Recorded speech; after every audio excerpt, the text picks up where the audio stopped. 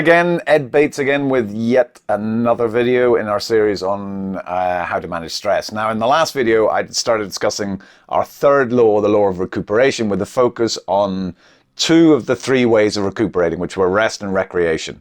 Well, in this video, I'll look at the third way, sleep. Now, apparently 1 in 3 people struggle with sleep issues, which is why so many people are using and relying on sleeping tablets. However, unfortunately, as you're probably well aware, they are certainly not the answer. As whilst they may, knock you out, they certainly don't allow proper restful and recuperative sleep.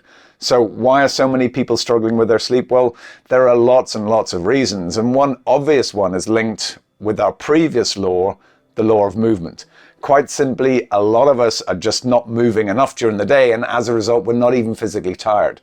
So some level of exertion during the day is absolutely necessary. Other things to be aware of include not eating too close to your bedtime. This is because digesting your food invariably involves the release of insulin, which is a stress hormone. Now, that said, sometimes you have no choice, but to eat late.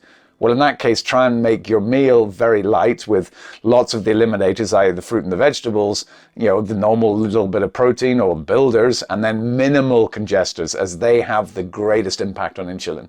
Also, ensure that your bedroom is dark and cool. Now, there are several reasons why a cool room is so important, and one important one being that a lower body temperature is associated with increased melatonin production, and melatonin is essentially a sleep hormone. So as nighttime approaches, what happens is your body temperature naturally drops, which causes an increase in melatonin production, which tells your body that it's time to slow down and get some rest and sleep. So by keeping your bedroom cooler, you're reinforcing your body's natural instinct to sleep. Whereas if the room is too hot, that could potentially block that signal and make it much more difficult for you to fall asleep.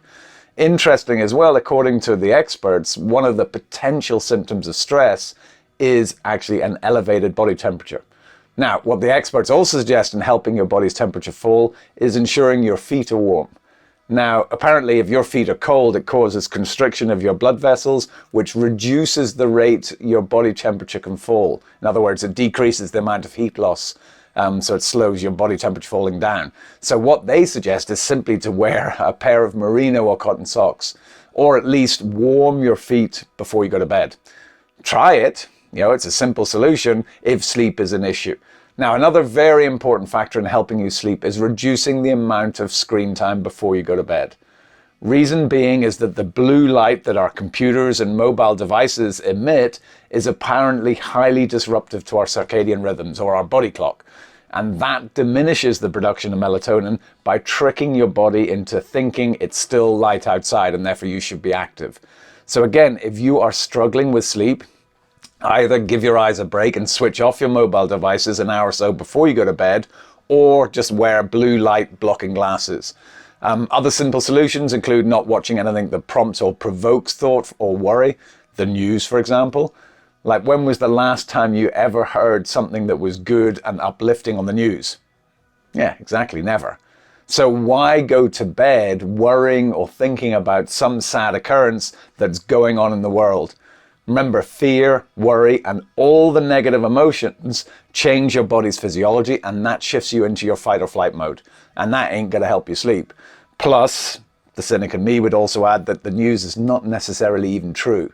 But that's a complete discussion for another time. Having your room completely dark is also essential. So install blackout blinds. And if that's not possible, simply use a sleep mask. And one final point that I'm often asked is, what's the best position to sleep on?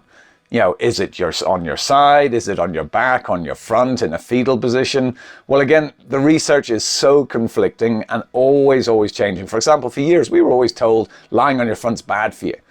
Yet if you go into a neonatal ward, the babies sleep on their front because apparently it makes breathing easier.